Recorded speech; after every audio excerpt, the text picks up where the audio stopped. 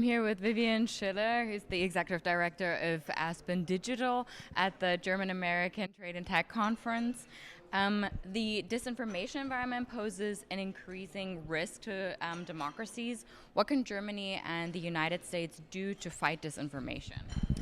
Well, there's no simple answer for how to stop disinformation. In fact, we can never stop disinformation. All we can do is try to mitigate the harm that it causes to particularly to democratic processes. So there's a number of things we can do. First of all, we can do what we can to support local journalism, high quality, fact-based journalism, particularly in local communities. We can also either look at existing regulation, which certainly exists in Europe, less so than in the United States, and make sure that it is enforced. Rules are only as good as their enforcement.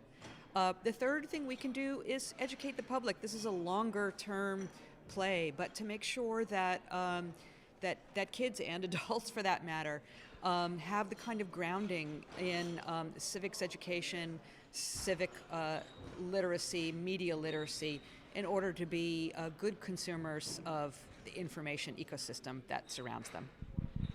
Yeah, you've already talked about media literacy and democratic processes are increasingly influenced on what is happening online, and what, in your experience, are the risks but also the opportunities of that? The risks of mis and disinformation? No, risks and opportunities of the democratic processes, which are also increasingly happening online now and are influenced by what is happening online. Well, the risks, the risk to democracies is great. We are seeing record levels of polarization around the world.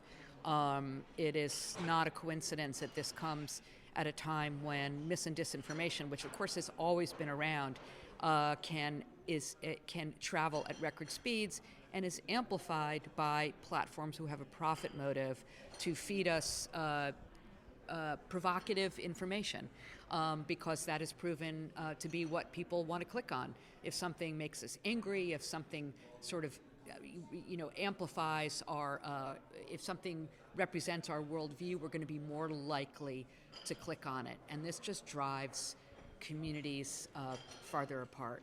And then there's mis and disinformation about elections themselves, how to vote, where to vote, which can either cause people to be at the wrong place at the wrong time, or just frustrate them so much that they don't participate in the democratic process. And that is bad for democracies all over the world. Thank you so much. Sure, yeah.